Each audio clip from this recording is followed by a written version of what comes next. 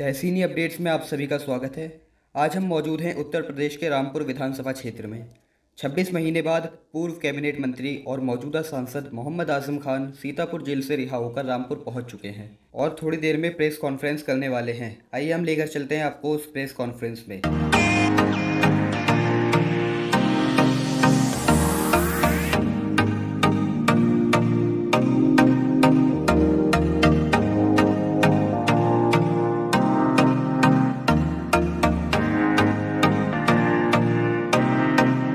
मैं शायद पहला वो बदनसीब शख्स हूँ पूरे चुनाव में जिसे माफियाओं की लिस्ट में नंबर 1 पर रखा गया। पहले मेरा नाम, बाद में अंसारी का नाम, क्या नाम है उनका पूरा, मुख्तार अंसारी का नाम, और तीसरा अतीक अहमद का। तो मैं आपसे भी और समाज से भी जानना चाहता हूँ कि जिस शख्स की गाड़ी से भी आज तक कोई नहीं टकराया, कि आप जब रामपुर आए जमानत पर तो कोशिश करिएगा कि भूमिगत रहें। आप पर इतने मुकदमे हैं कि आपका इनकाउंटर भी हो सकता है कि चश्मे सैयद नगरा है कि फिर उठे शायद, चश्मे सैयद नगरा है कि फिर उठे शायद, कोई दीवाना अलीगढ़ के बयाबानों से। पुलिस कहती थी कि एनकाउंटर हो जाएगा और 27-28 महीने में एक ऐसी कोठरी में रहा जिसमें उन लोगों को बंद किया जाता था जिन्हें 2 दिन बाद फांसी देना होती। बेचने वाला नहीं हूँ, न मैं मुल्क बेचने वाला हूँ, न मैं कौम बेचने वाला हूँ। ये मैंने इमरजेंसी के वक्त भी साबित कर दिया था और 40 साल तक शायद ही पूरे भारतवर्ष में कोई ऐसी मिसाल हो, और शायद अभी तक नहीं है, कि एक ही कॉन्स्टिट्यूंसी से कोई 11 बार जीता हो और एक बार जब वो जेल में हो तो इतने वोट मिले हों जितने उसे बाहर रहकर भी न मिले। हमारे कुछ हाई कोर्ट के फैसलों में और सुप्रीम कोर्ट से 100% मामलों में जिस तरह से हमें इंसाफ मिला है, उसमें यही कहा जा सकता है कि सुप्रीम कोर्ट ने विधाता की तरफ से जो पावर्स उनको डेलीगेट पावर्स थी, उसका सही और जायज़ इस्तेमाल किया है। और सुप्रीम कोर्ट ने हमारे दिलों को इस बात के लिए मजबूर किया है कि जिस तरह हमारे अब्दुल्ला ने कहा, उस तरह हम भी ये कहें, सुप्रीम कोर्ट जिंदाबाद। सर, परिवार आपने बहुत ज़्यादा परिवार ने सफ़र किया है इस चीज़ को लेकर के, क्योंकि 26 महीने से लगातार आप अंदर रहे हैं, परिवार लगातार जेल में भी पहुंचता रहा, लेकिन कुछ राजनीतिक दल और देखो भाई, जब कोई बड़ा मिशन सामने होगा तो मुखालिफ भी बड़ा होगा और तकलीफ भी बड़ी होगी। उस मिशन से फायदे भी बड़े होंगे, नुकसान भी बड़े होंगे। हमारा मिशन राजनीतिक नहीं था। हमने अपने 40 साल के राजनीतिक कार्यकाल में पार्टी के नेताओं के, अपने सियासी आकाओं के जूते इसलिए सीधे नहीं किए थे कि हमें अपने लिए सोने या चांदी के कंगन चाहिए थे। हम कहाँ रहते हैं ये आपने देखा है, हमारा शहर कैसा था और अब कैसा हो गया ये भी आपने देखा है। यहाँ की इमारतें अगर आप देखें, यहाँ का नगर पालिका देखें, गांधी समाधि देखें और चीज़ें देखें, आपको अंदाज़ा होगा कि हमने कैसा शहर बनाया। इस सब के पीछे जो एक बुनियादी मकसद था वो ये था कि मैं, क्योंकि अलीगढ़ मुस्लिम यूनिवर्सिटी का पढ़ा हुआ हूँ और ये मेरी किस्मत की खुशनसीबी कहें या बदनसीबी कि जब मैं LLM फाइनल सेमेस्टर का स्टूडेंट था, स्टूडेंट्स यूनियन का सेक्रेटरी था, उसी वक्त मुल्क में इमरजेंसी लग गई थी और तब भी मैं जेल गया और 2.25 बरस बनारस की जेल में। तो जब ज़िंदगी की शुरुआत हुई थी तब भी जेल में था। अब जब ज़िंदगी अपने आखिरी दौर में है, तब भी जेल में था। सर अपने से कुछ गिला कुछ शिकवा तो मैंने अलीगढ़ में एक शेर सुना था अपनी तालिब इल्म जिंदगी में कि चश्मे सैयद नगरा है कि फिर उठे शायद।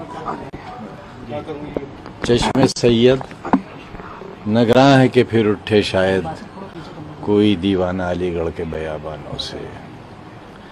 तभी मैंने अपने छात्र जीवन में ही ये तय किया था, मैं कोशिश करूंगा कि एक और AMU तैयार किया जा सके। बड़े भाई बहुत नाराज हैं और वो कह रहे हैं कि मुस्लिम जो हैं वो खफा हैं अखिलेश यादव से, बहुत ज़्यादा वो भी खफा थे। और आज उन्होंने संसद में मेरा सवाल भी था तो वो यही कहते नजर आए कि वो आए नहीं और हमने जो यातनाएं हमारे भाई ने झेली, हमारे परिवार ने झेली है, वो इस देश को हमेशा याद रहेगा। देखिए,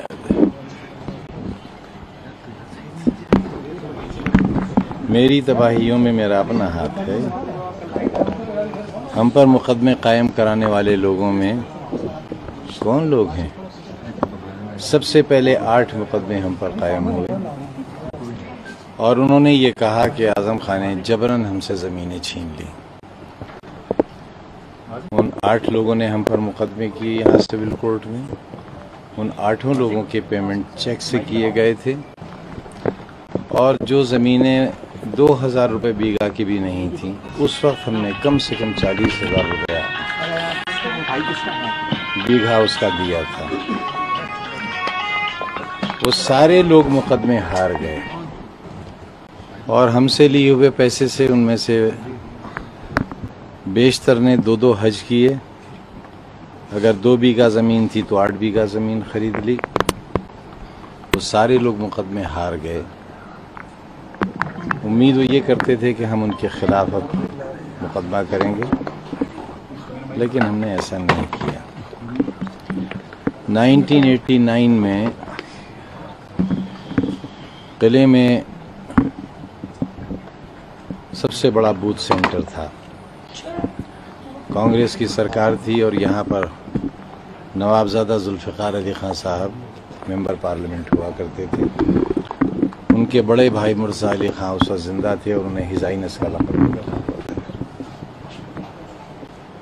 मैं, मेरी बीवी, मेरा बड़ा बच्चा बहुत छोटा सा था और छोटा बच्चा गोद में था। मेरी 3 बहनें वोट डालने गए थे और उस वक्त किले के एक दरवाजे से 4-5 जीपें दाखिल हुई फायरिंग करती हुई और उस वक्त के मेंबर पार्लियामेंट उनमें आगे थे और मेरे सीने पर इस तरह 7-8 तमंचे लगा दिए गए जिनमें जर्मन पिस्टल भी थे। मैं हल्के जाड़े थे, प्रिंस सूट पहने हुआ था। सबने गोलियां चलाईं, मेरे पैरों पर गिरे रिवॉल्वर्स, लेकिन कोई गोली नहीं चली।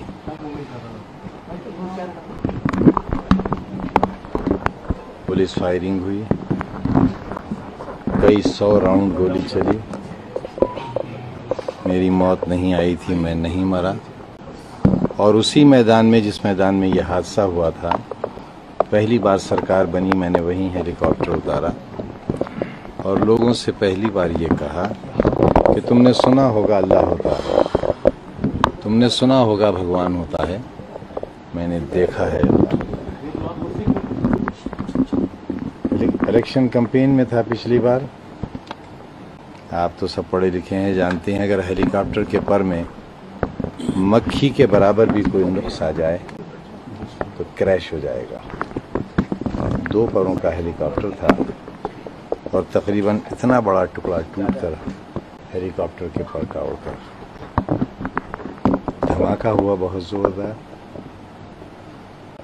हेलीकॉप्टर नाचता रहा, कभी हाई टेंशन वायर पर उतरता था, कभी जा रही थी ट्रेन उस पर उतरता था। पायलट्स पसीने पसीने हो गए क्योंकि उन्हें मालूम था कि वो ख़त्म हो जाएंगे। उस वक्त हम नस्रुन मिनल्लाह व फतहुन करीब, सिर्फ एक ही दुआ याद रही थी, घबराहट में सब भूल गए थे।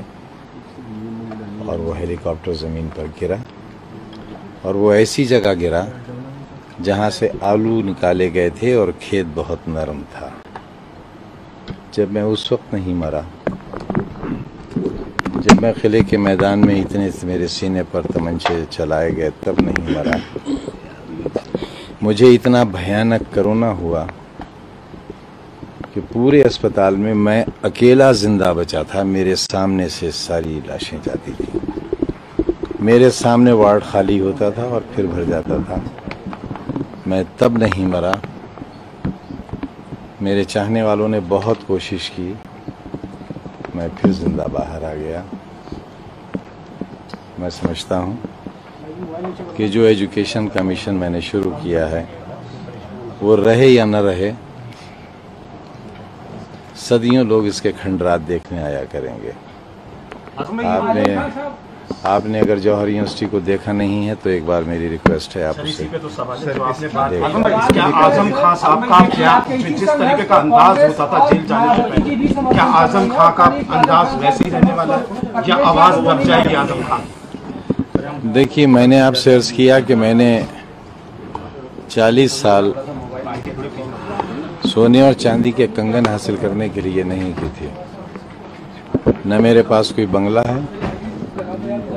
जब ईडी वाले मेरे इंटरोगेशन करने के लिए जेल में 5 दिन आए और उन्होंने मुझसे पूछा विदेशों में कहाँ कहाँ आपकी प्रॉपर्टीज हैं, कहाँ कहाँ बैंक अकाउंट्स हैं आपके, तो मैंने बस उनसे इतना ही कहा कि मुझे आपके सवालात पर गुस्सा नहीं आ रहा है, बल्कि इस बात पर शर्म आ रही है कि मैं कहाँ पैदा हो गया। आजम भाई, ये जो मुकदमों का दौर शुरू हुआ आजम भाई, ये आपके पार्लियामेंट बनने के बाद शुरू हुआ। इसकी वजह ये तो नहीं कि एमपी का इलेक्शन लड़ा, एमपी चुनेगा या उसके बाद से मुकदमे किसी को दे दो आइडिया। कहने का मतलब ये वो की राजनीति में आजम खान बड़े कदमा बन जाए इस वजह से तो नहीं। वो तकरीर मेरी एक दिन में कई करोड़ लोगों ने सुनी थी। मैं नहीं जानता क्या हुआ। मैं तो ये जानता हूं कि मैं 1 साल सीन से आउट रहा क्योंकि पुलिस कहती थी कि एनकाउंटर हो जाएगा, और 27-28 महीने में एक ऐसी कोठरी में रहा जिसमें उन लोगों को बंद किया जाता था जिन्हें 2 दिन बाद फांसी देना होती थी। बिल्कुल अकेला रहता था, जिंदा आ गया वापस। आपकी आंखें नम है, यातनाओं को आपने बहुत झेला है। नहीं, बिल्कुल नम नहीं है सर, खुश्क हो गई हैं आंखें। सर, सब लोग एक सवाल जानना चाहते हैं, अखिलेश यादव और आपके बीच में क्या अपनों ने भी खंजर घोंपा है क्या सर पीठ में आजम खान के? क्या अखिलेश की भूमिका जो होनी चाहिए थी, आप उससे ऐसा सीनियर लीडर ऑफ एसपी आप निश्चिंत नहीं? देखिए, लीडर तो हम कभी थे ही नहीं। लीडर तो हम कभी थे ही नहीं। अगर लीडर होते तो इतने बहुत से काम कर नहीं पाते। अगर लीडर होते तो यूनिवर्सिटी नहीं बना पाते, बच्चों के स्कूल नहीं बना पाते। और आपको ये मालूम होना चाहिए कि मौलाना मोहम्मद अली जौहर ट्रस्ट, जिसका मैं चेयरमैन हूँ, और यूनिवर्सिटी का जिसका मैं चांसलर हूँ, ये नॉन बेनिफिशियरी ऑर्गेनाइजेशन है। हम लोग इसमें देते हैं पैसा, न तो सैलरी लेते हैं, खाना और नाश्ता भी हमारा घर से जाता है, न हम न हमारा कोई सदस्य। हाँ, ये अलग बात कि जब दरोगा जी हमारा बयान लेने के लिए जेल में गए तो उन्होंने बहुत तारीफ करी कि आपने बड़ा अच्छा शहर बनाया है, यूनिवर्सिटी बड़ी अच्छी बनाई है। हमदर्दी जाहिर की और ये भी कहा कि आप जब रामपुर आए जमानत पर तो कोशिश करिएगा कि भूमिगत रहें। आप पर इतने मुकदमे हैं कि आपका इनकाउंटर भी हो सकता है। तो जब ये थ्रेटनिंग मुझे जेल में मिल सकती है, उसके बाद तो फिर कोई अपना कोई पराया रह ही नहीं जाता। अगला कदम क्या होगा? अगला कदम आपका और पार्टी का क्या होगा? मायावती जी भी आपकी तारीफ कर रही है। हर दल, समाजवादी पार्टी के साथ साथ हर दल आपसे मुलाकात। देखिए, मैंने बहरहाल हर दल आपसे मिलना अपनी सारी जिंदगी एक चीज साबित करने की कोशिश की कि मेरी इंटीग्रिटी डाउटफुल नहीं है। मैं ज़मीर बेचने वाला नहीं हूँ, न मैं मुल्क बेचने वाला हूँ, न मैं कौम बेचने वाला हूँ। ये मैंने इमरजेंसी के वक्त भी साबित कर दिया था, और 40 साल तक शायद ही पूरे भारतवर्ष में कोई ऐसी मिसाल हो, और शायद अभी तक नहीं है, कि एक ही कॉन्स्टिट्यूंसी से कोई 11 बार जीता हो, और एक बार जब वो जेल में हो तो इतने वोट मिले हों जितने उसे बाहर रहकर भी न मिले। अगर पार्लियामेंट के चुनाव में भी धांधली और पुलिस की दादागिरी और डीएम साहब की इनायतें न रही होती तो मैं तकरीबन 3.5 लाख वोट से जीतता। अगर आप बाहर होते तो समाजवादी पार्टी के लिए आपका बाहर रहना सरकार बनाने में कितना सहायक होता? देखिए, ये अगर की बातों पर यकीन इसलिए न करिए कि हम आप सब एक ताकत को मानने वाले हैं, एक सुप्रीम पावर को। यही सब होना था। लीडर ऑफ ऑपोजिशन के लिए आपका नाम क्यों नहीं जाता? आपने सीनियर असेंबली मेंबर, इसलिए कि मैं उससे भी ज्यादा सीनियर हूँ। लेकिन सर, आपके लोगों में नाराजगी है। उन्होंने कहा कि सिर्फ हमारे शरीर से अखिलेश यादव को बदबू आ चुकी है। आपके आज भी देख रहे हैं कितने समर्थक सड़कों पे थे। वो चाहते हैं कि आजम खान अगर खड़े होते हैं तो बीजेपी का विकल्प एक दे सकते हैं आजम खान। क्या मुस्लिमों का एक बड़ा चेहरा बनकर एक विकल्प दे सकते हैं? क्या मायावती? देखिए, इस वक्त मेरे लिए बीजेपी, बहुजन समाज पार्टी या कांग्रेस इसलिए बहुत बड़ा सवाल नहीं है क्योंकि ये मेरे परिवार पर, मेरे लोगों पर हजारों की तादाद में जो मुकदमे दायर किए हैं, उनमें बस मैं ये कह सकता हूं कि मेरी तबाहियों में मेरा अपना हाथ है। मेरे अपने लोगों का बड़ा कंट्रीब्यूशन है, और बस मालिक से दुआ है कि उन्हें सद्बुद्धि आए। आप इशारे में सब चीज कह रहे हैं, आपका अपना अंदाज बयां जो है वो बिल्कुल जुदा होता है, लेकिन सब लोग जानना चाहते हैं कि जो तकलीफ और जिस 27 महीने की पीड़ा से आप गुजरे हैं, और जो एक पार्टी होती है, देखिए एक माँ बाप के तौर पर पार्टी होती है आजम भाई, उस पार्टी ने क्या आपको लगता है कि जिसके लिए आपने 40 वर्षों तक सड़क पर, लेकिन सुना यह है कि महबूबा के कहने पर किसी ने अपनी माँ का दिल निकाल लिया था, और वो दिल निकाल कर जब महबूबा की तरफ बढ़ गया तो ठोकर लगी और दिल के साथ गिर गया, तो माँ के दिल से आवाज आई थी, बेटे तेरे चोट तो नहीं लगी। तो इतने सब कुछ होने पर भी माफ करने को तैयार नहीं, मैं खतावार मानता ही नहीं हूँ। मैं खतावार मानता ही नहीं हूँ तो मैं माफ किस चीज के लिए करूँ? मेरे लिए जिसने जितना किया उसका शुक्रिया, जिसने नहीं किया उसका भी शुक्रिया। किसने कितना किया आपसे बेहतर कौन जान सकता है? अखिलेश यादव जी का ट्वीट भी 6 घंटे बाद आता है और पूरे देश ने ट्वीट किए, खुशियां मनाई, लड्डू बांटे। शिवपाल यादव से आपने मुलाकात की, लेकिन अखिलेश यादव के डेलीगेशन से मुलाकात नहीं की। मेरी तबीयत ठीक नहीं थी। आजम कपिल सिब्बल साहब ने आपकी वकालत की सुप्रीम कोर्ट में। आजम भाई, सुप्रीम मेरे पास तकरीबन 3.5 साल से कोई मोबाइल नहीं है, और मैं आपसे सच कहता हूं मैं मोबाइल चलाना भी भूल गया। आजम कपिल सिब्बल साहब ने आपकी वकालत की, क्या आप कांग्रेस पार्टी का शुक्रिया अदा करेंगे? मैं कपिल सिब्बल साहब का तो शुक्रिया बहुत छोटा शब्द है, बहुत छोटा शब्द है। मेरे पास वो अल्फाज नहीं है कि मैं उनके जो सलूक रहा है उसका शुक्रिया अदा कर सकूं, लेकिन हाँ, सुप्रीम कोर्ट के बारे में ज़रूर ही कहना चाहूँगा कि विधाता ने जो उन्हें ताकत दी और जो पावर्स डेलीगेट की, उन्होंने बहुत ईमानदारी के साथ उसका इस्तेमाल किया, और जब तक ऐसे जजेस हिंदुस्तान में बाकी हैं, कम से कम हमारे जैसे, जिसमें देश का पूरा ज्ञानव्यापी मुद्दे पर आपका क्या कहना? ज्ञानव्यापी पे क्या कहना? बाबरी मस्जिद के बाद ज्ञानवापी मस्जिद पर जो केस चल रहे हैं लगातार सुप्रीम कोर्ट में और बनारस कोर्ट में कि मस्जिद में शिवलिंग मिला है, और जो एक दीवार है पूरी मस्जिद की उसको गिराने की भी याचिका वाराणसी कोर्ट में डाली गई है, इस पर क्या कहना चाहिए? थोड़ा सा फर्क है दोनों चीज़ों में। बाबरी मस्जिद मूवमेंट और बाबरी मस्जिद के केसेस बहुत लंबे अरसे तक चले, लोकल कोर्ट्स में चले। 22/23 दिसंबर 1949 की रात जब एसडीएम का एक ऑर्डर पास हुआ, उसके बाद से लेकर डिमोलिशन तक, या यूं कहिए कि जब सुप्रीम कोर्ट के चीफ जस्टिस साहब की बेंच का फैसला आया, उस वक्त तक कई दहाइयां गुजर गईं। लेकिन जिन मसाजिद का जिक्र आप कर रही हैं, इनकी मुकदमों की स्पीड लोकल कोर्ट से लेकर सुप्रीम कोर्ट तक चंद दिनों में तय हो गई है। लिहाजा मैं, क्योंकि खुद भी वकालत का स्टूडेंट होने के नाते आपसे ये कहना चाहूँगा कि हमें इस स्टेज पर न सिर्फ ये कि मुझे बल्कि किसी को भी इस स्टेज पर किसी किस्म की राय इसलिए नहीं देना चाहिए कि उससे मुल्क का माहौल भी ख़राब होगा और इंसाफ पर से लोगों का भरोसा भी मुतज़लज़ल होगा। तो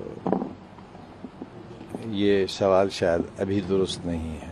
आजम भाई, क्या आपको लगता है कि जौहर यूनिवर्सिटी बनाने की वजह से आप पर ये सब केस लगाए गए?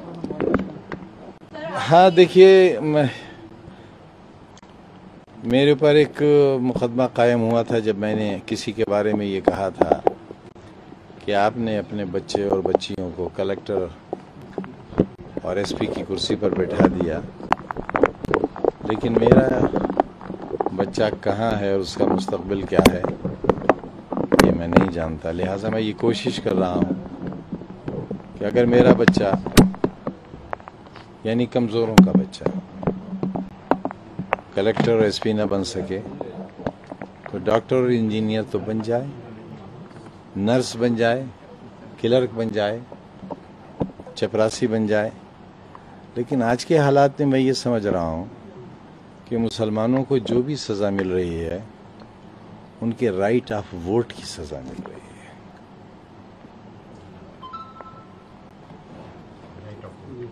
क्या अखिलेश यादव ने कहा था कि वो वजह यह है कि सारे राजनीतिक दल ये समझते हैं कि मुसलमान सियासी जमातों के समीकरण ख़राब कर देते हैं। लिहाजा मैं, क्योंकि पर्सनल लॉ बोर्ड ने भी इस इशू को लिया है जिसके बारे में मोहतरमा जिक्र कर रही थी, और आप, और बहुत से मामलात पर पर्सनल लॉ बोर्ड है, हमारे दीगर उलमा हैं, हमारे कई सेंटर्स हैं, जैसे बरेली का मरकज़ है, मुबारकपुर में है, देवबंद में है, नदवा है। इन सारे लोगों से मैं कोशिश करूंगा इस बारे में कि हम इस पर भी सोचें कि कहीं ये वोट तो हमारी बर्बादी की वजह नहीं है।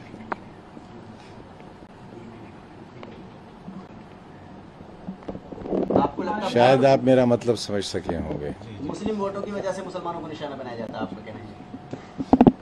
मैंने कहा तो नहीं ऐसा।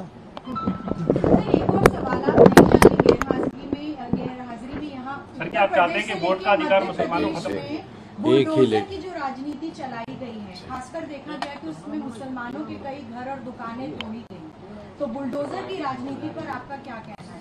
कोई शिकायत नहीं है। हमने तो विधानसभा में कहा था एक बार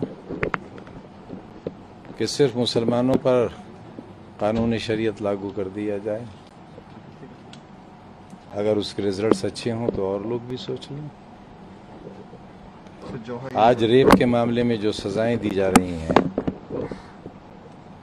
वही सजाएं इस्लाम भी तजवीज़ करता है। कातिल के बारे में जो सजाएं हैं वही इस्लाम भी कहता है। सब लोगों के एक आखिरी सवाल जौहर यूनिवर्सिटी को लेकर। शिवपाल यादव जिस तरीके से आपके नजदीक है, शिवपाल यादव जिस तरीके से नजदीक है, मायावती आपके बारे में अच्छा कर रही है, आपके संघर्ष को सलाम कर रही है, कांग्रेस कर रही है, तो क्या आने वाले वक्त में उत्तर प्रदेश की राजनीति में किससे विकल्प? देखिए,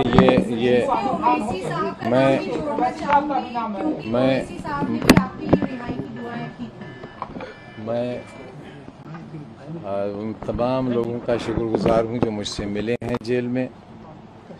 उनका भी शुक्रगुजार हूँ जिनसे मैं नहीं मिल सका।